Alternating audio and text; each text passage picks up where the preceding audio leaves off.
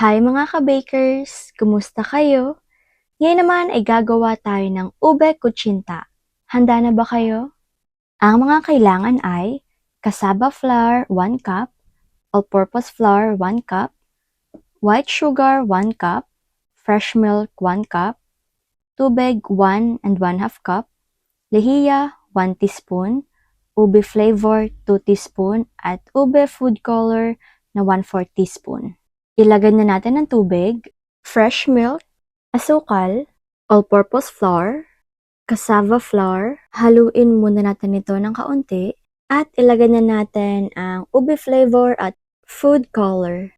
Atin na itong haluin ng haluin hanggang sa magsama-sama na ang mga ingredients na ating inilagay dito. At pagkatapos naman ay pwede nating ilagay ang ating lihiya. Atin lang pong haluin ulit ng haluin dahil marami pong buo-buo at para po magsama-sama na rin po sila at para ma-dissolve na po ang mga buo-buo. Hindi rin naman po kayo mahihirapan sa paghalo nito dahil mabilis lang naman po ito matunaw. At after po ng ating ilang paghahalo ay okay na po siya dahil kunti na lang po ang mga buo-buo niya at okay na po ang kanyang consistency dahil natunaw na po ang halos lahat ng mga ingredients. Kaya naman atin na po itong ilipat sa ating lalagyan at tayo lamang po ay magsala or salain po natin ito para po makuha po natin ang mga buo-buo at hindi po siya masama sa ating gagawing ube kutsinta. Dahil tapos na po natin itong salain, atin lang po muna siyang i-make sure na wala na pong mga buo-buong naiwan pa. Yan, ito na po ang kanyang itsura mga ka-bakers. Pure na po talaga siya. At yan naman po ay atin na po itong ilalagay sa ating mga lalagyan. Ang mga lalagyan nga po pala natin or molde nito ay mga pangputo size po at higit sa lahat ay meron na po itong mantika para po in case na dumikit, hindi po dumikit ang ating ube kutsinta. Ang gamit po natin dito ay isang scoop lamang po ng ice cream. Pero kung meron po kayo matira sa inyong, pwede naman pong ilagay po sa iba po na mga nilagyan na natin. Anyways, ito nga po pala ay 12 pieces. Yan. Ready na po natin ang ating molde or ang ating steamer. Ayan, atin lang po siyang ilagay at atin na po siyang ayusin. Kailangan nga po pala ang steamer po natin ay wala po siyang singaw. Kailangan po wala pong singaw ang ating steamer at kapag inilagay po natin, kailangan po kumukulo na po agad ang tubig. Ready na po siya. Ang apoy nga po pala natin dito ay high fire at ang steaming time ay 40 minutes. After 40 minutes ay luto na po ang ating ube kutsinta na sobrang sarap, sobrang lambot at higit sa lahat ay hindi po nakakasawa. Anyways nga po mga ka-bakers na ito nga po pala ang kanyang itsura na hindi kayang bigyan ng justice ng ating camera.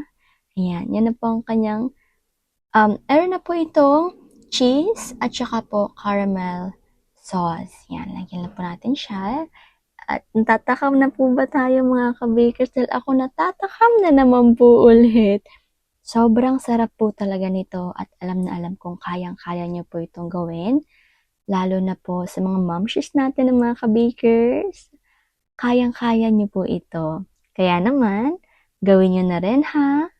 Hindi ko na nga po ito tatagalin pa at eto na po ang ating food for the soul ngayon. Juan 3 verse 18 to 19.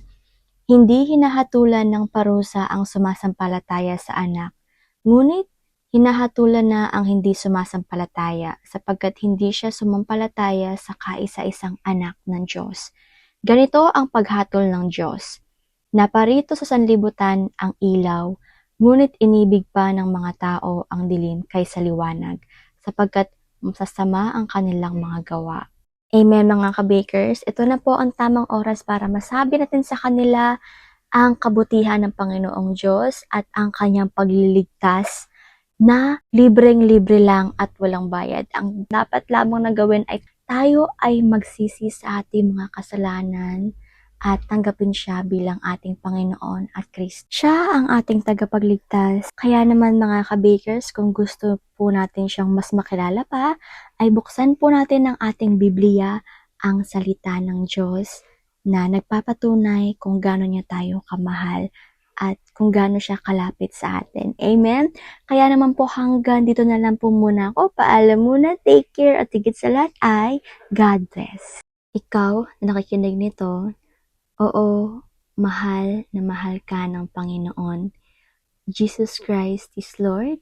Kaya naman, huwag ka na ulit humingi ng sign dahil siya lamang at wala ng iba pa ang Panginoon at ikaw ay mahal na mahal niya.